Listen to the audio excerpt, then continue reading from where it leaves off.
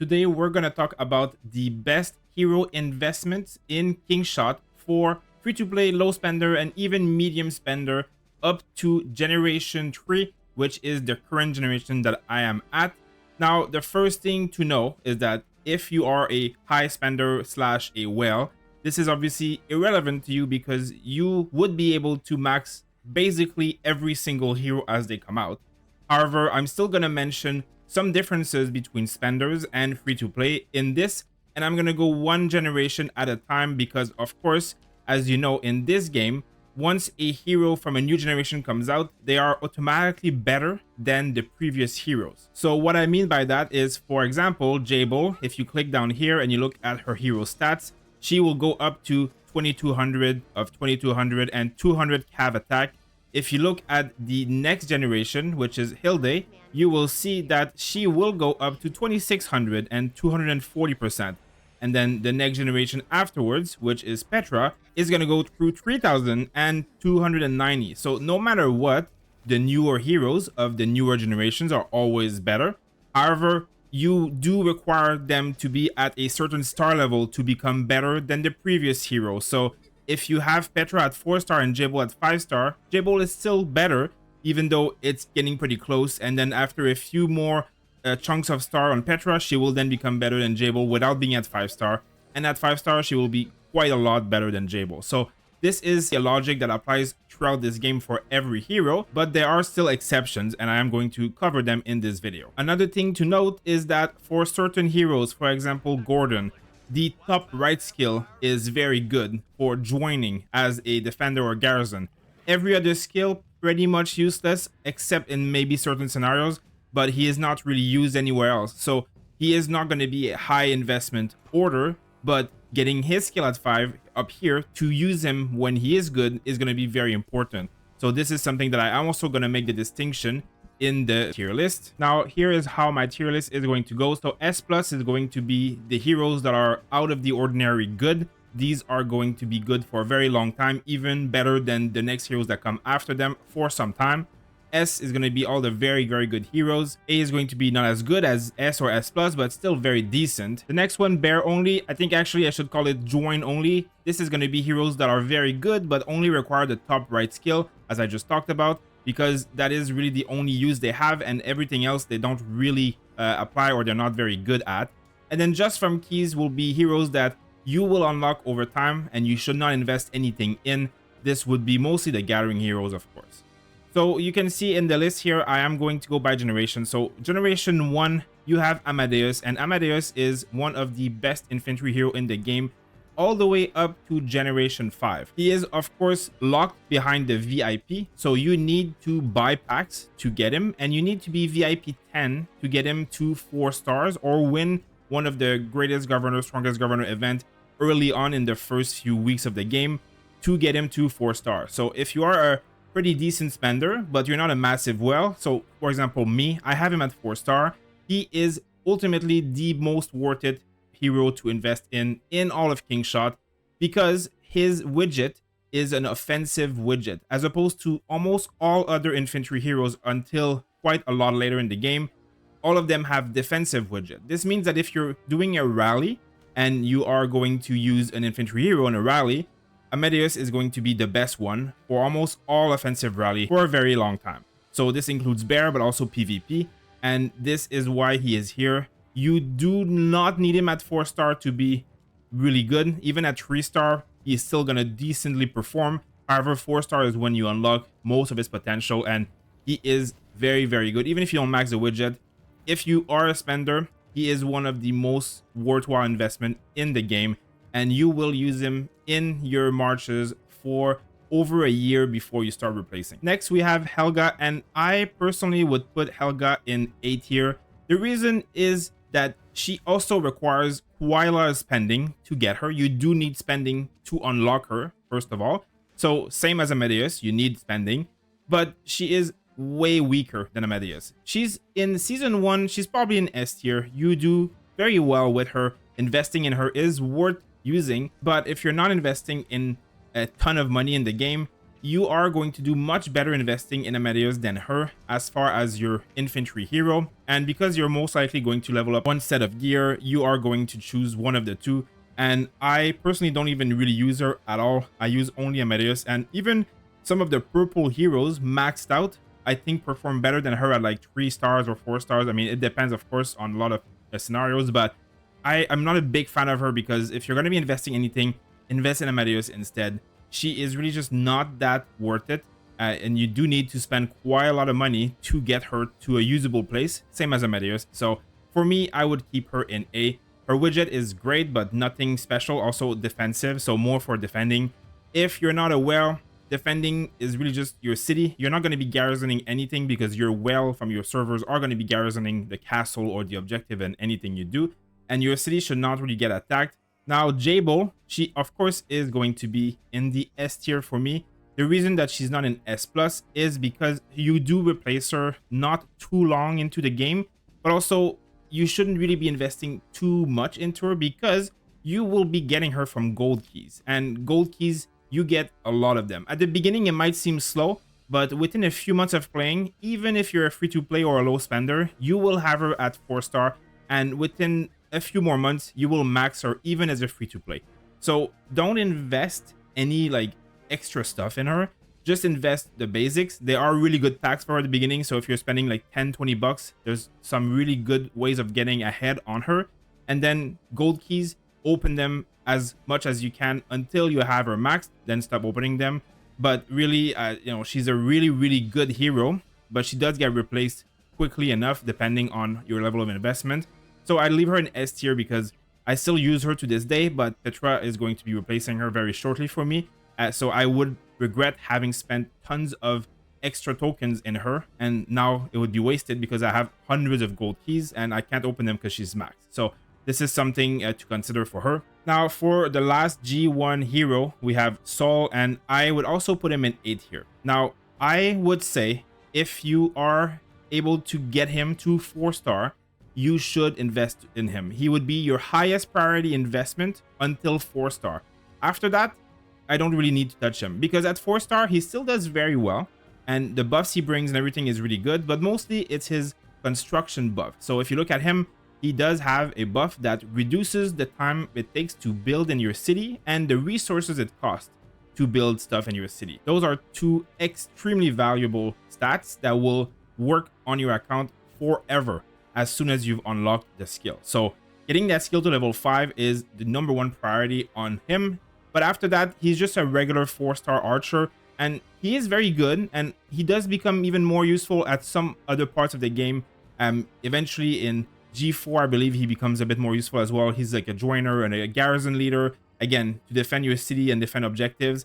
He's very decent, but for most people who are not spending a ton of money in this game or none at all, you really just want to get him to 4-star and that's it. He's on the wheel at the beginning, so it's pretty easy to get him to 4-star. And really after that, I still use him.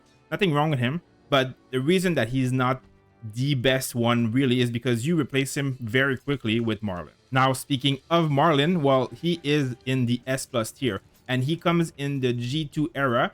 He is not on the wheel, so you will require to spend either money or your universal tokens to max him out. But he is one of the best heroes in the game for a very long time, similar to Amadeus, but for free-to-play, you are still able to get him. You should be saving all of your tokens, all of the universal tokens, forever at the beginning of the game, not spend on anything, not Jabo, not Sal, nothing. And then when Merlin comes out, you unlock him by using a bit of gems on the Hall of Hero event, and then you put everything you have to max him out, or at least bring him as high as possible in like a 4-star plus.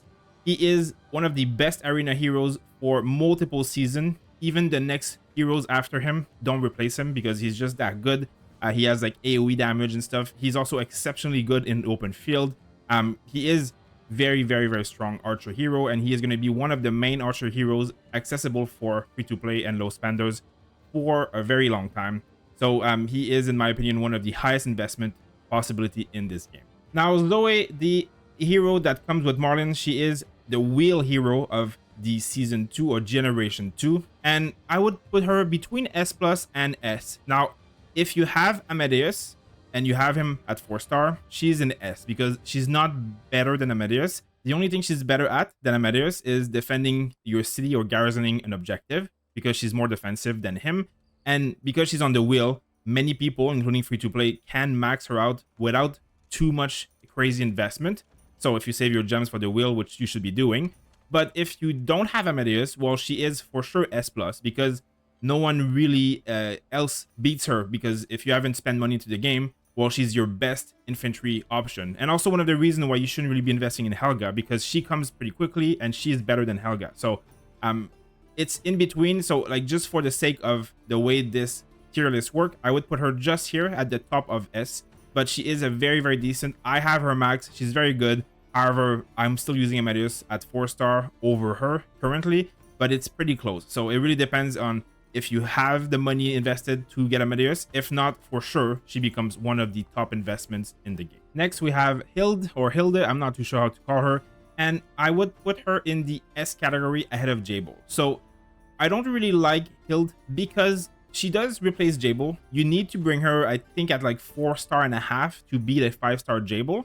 And she does have healing. In Arena, she's very good. She's better than Jable in some ways, even though Jable has like a big AoE stun. So you know, they're pretty equivalent to me, and you need to invest a lot of time and money for Hild because you've spent a lot of your tokens on Merlin, which means that you shouldn't have that many tokens left for her, and she is part of like the KVK and the Strongest Governor event, so that means pushing power event, that means money. So if you're a well, you don't care, you'll max her and replace Jable with her. But if you're not a well, and even someone like me who does spend money on the game, I don't care about her that much. I got her to 4-star just from doing the basic stuff and getting a little bit of her on the daily pack and stuff like that. But in general, she's just not that good to replace Jable fully without investing a ton. And she gets replaced right away by Petra as soon as the next heroes are out. So for me, it's a bit of a wasted investment. I would almost even consider her to be in the A tier because I wouldn't really invest in her. And I didn't in my account. Because, as I said, Petra, who is the next hero, now this is going to be a hero that comes in a few months later, so I think 3 or 4 months into your server, but Petra comes right ahead and replaces her. She is way better than Hild and way better than Jable, but she's also exceptionally good because everything she brings in the open field is like buffs, and it buffs your army a lot, and it's very good for a lot of content. So I also technically would even put her here. I think in this lineup, you have, you know, 1 infantry of your choosing, and then 1 archer, and then 1 cav. And this is going to be like the best lineup for up to G3. And even in G4, it's still one of the best lineups because it's hard to replace even the newer heroes that come afterwards. You will require a lot of investment to replace any of these 3 heroes, or these 4 technically. So Petra is, in my opinion, a very, very high investment.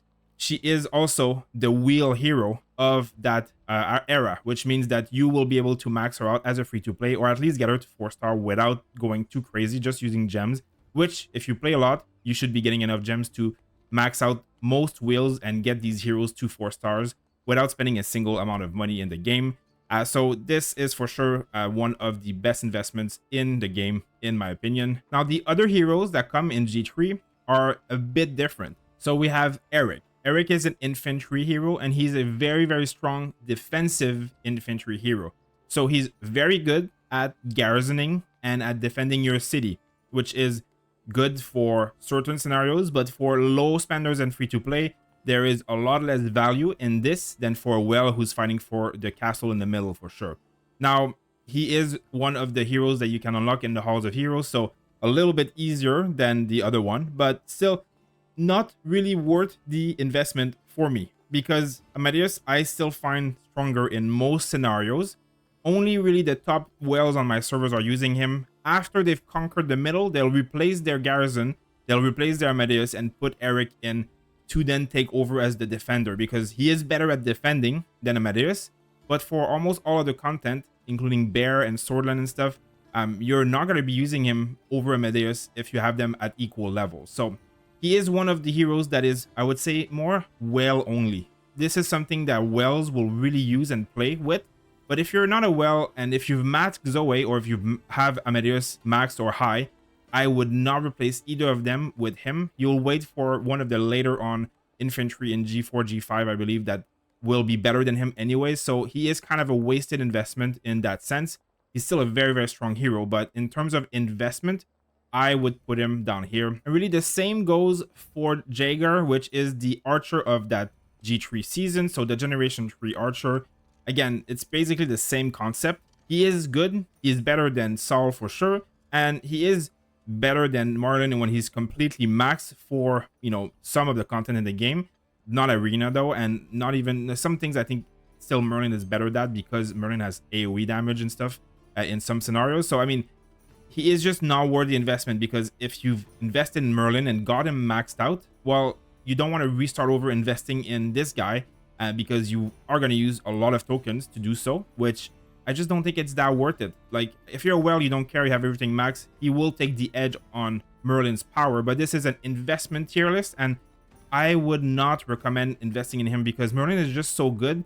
The amount of power you're gaining from investing in him is just not that much. I would even place him in this area, to be honest. I'm just not a huge fan of him. Really, like, they're all good heroes. They're just not worth the investment when you have invested in other heroes, and you can't invest in everything without spending thousands of dollars. So this is pretty much where I'm at with this hero. Now you can see down here that we have G4, G5 heroes, but I haven't released them in my server yet, so I'm not going to talk about them just yet. I'm going to make another video in a few months when I have them all released. However, I will go over now the purple heroes, because if you are a free-to-play or a low spender, all of these heroes do matter for sure. The legendary heroes are going to be your main heroes, but there are still a few purple heroes that are pretty close to equivalent to a lot of them, especially if you have like a 4-star hero. Some of the 5-star purple, because you're going to be able to get most of your purple heroes to 5 stars. I mean, you're going to have to choose which one to invest in early on, but if you do invest in them properly, you will get them to 5-star quickly. And I think Chenko qualifies as one of the best investment in the game. Now, she is the best joiner, or one of the best joiner for Bear. She gives a big lethality buff when you join any rally with her. Like, no one will ever kick you for joining with Chenko. She's good at almost everything. Joining on any hero's rally, any whale's rally, no one will mind. Chenko is always good. She gives damage, even in defense. There's better ones for defense, but still. But not only that, at the beginning of the game, she's exceptionally good at Arena. So the first month or two, when you only have G1 heroes, and even when you have G2 heroes, a fully maxed Chenko will perform better than a 3-star legendary, even some 4-star legendary in Arena. In the open field, she's also very good. You can use her in any March if you haven't had enough to invest in Petra, or if your Jable is pretty weak and you're still early in the game. Well, Chenko will like work very well. She will be very, very powerful for your team. She is one of the best, if not the best, purple hero investment in the game. Diana is going to be my first just from keys. Basically, she doesn't really come from keys. She comes from doing that special Dreadwolf rallies and stuff. So you will max her without doing anything. So the only thing she's good at really is going to be Arena very early into the game, similar to Chenko, but joining, not at all, because her join buff is reducing stamina cost.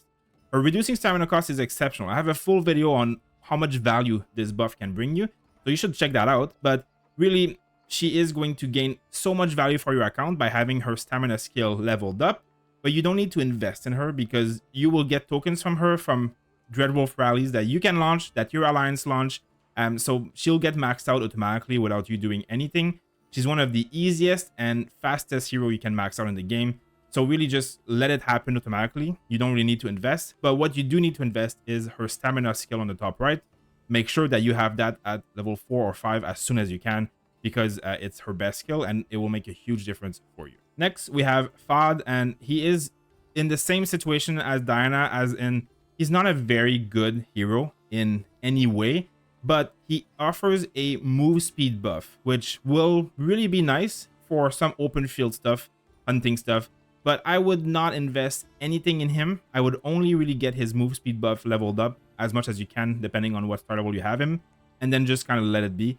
You will use him here and there, but again, it's really going to be beneficial for hunting stuff in the open world, and that's about it. I think he's probably one of the least beneficial purple heroes because he's not a very good joiner. His joining skill is not very good at anything. Now, next we have Gordon, and Gordon is going to be one of those join-only hero because his top right skill is a HP buff skill. I think he's one of the only early heroes that provides that. So this is going to be a hero that you never really use to do anything, except maybe very early on as an infantry, but even then you choose Howard instead of him. So he will join a garrison. So when you're doing Viking, when you're defending the castle in KVK, when you're defending a point in Swordland, you will have your well garrison, and your well will ask for everyone to join with Gordon, with the skill at the top right maxed out. Every other skill you can ignore. The top right skill, the HP buff, you use him to be your first joiner to give the buff to the garrison, and that's it. He is the best at doing that because of the fact that he's one of the only ones with the HP buff, but that's the only thing that you're going to do with him. Now, Howard, on the other hand, is going to be, in my opinion, in the A tier. Even, I would say, for the S tier, actually. Because if you're not spending in this game, that means you don't have Amadeus, you don't have Helga, and that means you have to wait until you get Zoe. Zoe will replace him in every way, but before that, he is the only tank that you have access to. Also, if you do arena, you need 2 tanks, really, for the front line. So whoever you have, he usually is the second one. You could do Amadeus Helga if you're a spender, but if you're not, you'll do maybe Amadeus Howard or Zoe Howard. So he is always relevant, actually, for quite a long time. And I don't use him anymore because I use Amadeus Zoe, but before I had that maxed out, I would have used him, and I did use him for quite a few weeks in the beginning of the game, even as a spender. So he is also very good at joining, the same as Gordon. His top right skill is defensive and boost, and it does work really well for joining other people's garrison, so your Wells garrison. So he has double utility, and he's good in arena because his skills are good. So he is good everywhere. He's a good alternate tank, and he also still gets used if I send more than 2 marches in the open world. Well, my 3rd march, he's the infantry of that 3rd march. So, I mean, even Wells still use him in their open field marches. So he's very, very good. So even as far as purple hero goes, like, he is one of the best for sure, just like Chenko. Now for Amane, she will be in the join only category, same as Youngwoo. These 2 girls are the exact same, except the buff is different. One provides lethality and one provides attack. The rest of their kit is not good for open field, but they do have a buff, so they are very good. Like, you want to level those skills up. You kind of want to get them to level 4, start level 4, and get their 2 right skills maxed out, but that's the only use you're really going to do. They're very good joining, so when you're doing bear, you're going to have one of them lead one joining bear rally and the other one lead another one, so that you are going to always bring a good buff to bear and bring more troops that way. So just like Gordon, they are exceptionally good joiners, and do not forget to level up their green buff skill, same as Saul. But other than that, they're not really used anywhere else, and they are really joining heroes. Now, last but not least, we have Quinn, and I would put Quinn in the A category here. Maybe it depends kind of where I would put him. Now, again, remember, this is an investment priority, and this is not aimed for Wells. So as far as investment priority, Quinn is going to be, again, one of the purple heroes that you want to invest in. If you look here, you have Quinn and Chenko and Howard. All 3 of them are different types, right? Cavalry, tank, infantry, and archers, which means that together they are probably the best purple march in the game. Quinn is very good open field, very good arena, very decent hero, except he's not a good joiner. So if you have like Merlin maxed out, or if you have Saul at 4 stars, you're going to be using these heroes over Quinn, but you are going to want to be able to bring more than 2-3 marches into the game eventually. So he always is going to have a place as like a filler replacement alternate, kind of like Howard. Now, the only reason I'm not putting him in S is because getting Saul at 4 star is, you know, a pretty high priority to get the construction buff, and this means that you will use a 4-star Saul before him. However, it will take you a long time, you know, maybe a few weeks, maybe a few months if you're very free to play, to get Saul at that level. So anytime before, you're going to be using Quinn, and Quinn is going to be one of your main archers for a lot of content for a while as far as purples go. So you are going to do well with him at the beginning of the game. He will eventually fall off, and you will replace him for sure with Merlin and other heroes in the future, but there's just not that many good archers available to you. When Jaeger comes out, even I don't have him at 4-star yet, and I'm spending money, so like I'm not really like, you know, a fully max Quinn will do pretty equivalent to like a 2-3-star Jaeger, so he still has a place, but it's really the early game he's very good. As far as later on in the game, he will fall off and become less of a priority, but you will be able to max him and do a lot with him. So get your Saul to 4-star and replace him, but before you have Saul at 4-star, you'll be, you know, ahead of him, and he is still a very decent purple hero. Now, the only other heroes left are the 4 gatherers, and I'm not gonna really put them anywhere. The only one that could have a mention is her, because she is okay, like for maybe the first 2 weeks, 3 weeks of the game, because you can max her out pretty quickly, and she does well in arena. She doesn't really do well anything else, because in the open field, their skill on the right are all gathering. So they're very good gathering. You should level up their gathering skill, and you will, but you will get that just from keys. So like everybody else will just be in the just from keys, because that is where you're gonna get most of their value, and like, you don't really have to spend any money or anything. I mean, even if you wanted to, you can't unless you're buying keys, which I wouldn't do. So they're really decent. Don't ignore them. Get their gathering skill up. Gathering is very important in this game, and you'll need to do it a lot in the beginning, especially if you're free to play.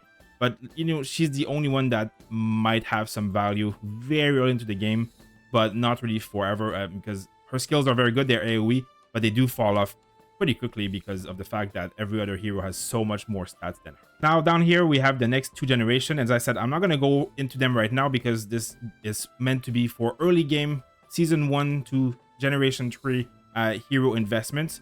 And this is, in my opinion, what I would consider the tier list for currently. I think it's like after 6 months of playing the game, you're gonna get some of these heroes. So I'm playing for over 4 months, I think almost 5 months now, and I'm still like 50 days away from the next heroes. However, in those heroes, I do know that there are some really good ones that will come and replace some of these heroes. However, Merlin, Petra, and Amadeus are 3 heroes that will be able to kind of like go toe-to-toe with some of these heroes for quite a long time. People are not even replacing Amadeus until you get to like G5. This guy here, I think Longfei is his name, is one of them that maybe replaces Amadeus, or otherwise this guy maybe replaces Amadeus. Again, with a lot of investment with the widget and all kind of stuff. So just things to consider. If you have any questions about my investment tier list, please let me know in the comments below. Thank you guys for watching, and I'll see you on my next video.